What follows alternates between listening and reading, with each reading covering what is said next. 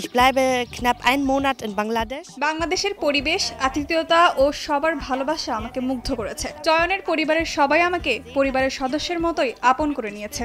Sind die alle sehr, sehr stolz auf mich und school লাইফে আমাদের পরিচয় 2018 সালে। তারপরে আমি আমার ফ্যামিলিতে জানাই তাকে বিয়ে করব এবং বাংলাদেশে আনবো। তখন আমার ফ্যামিলির থেকে সবাই সম্মতি দেয় এবং সবাই আমাকে সাহায্য করে তাকে আনতে। বিবাহ করেছি, সে তার ধর্মেই আছে এবং সে চিন্তাধারা করবে।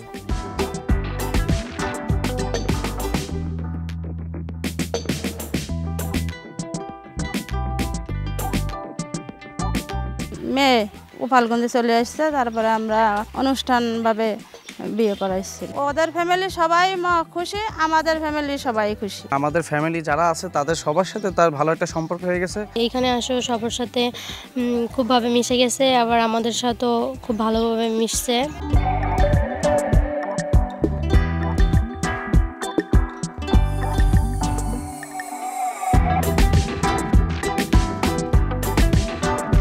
আমাদের পাশের গ্রামে বড় ভাই বিয়ে করে আনছেন, তিনি জার্মান থেকে।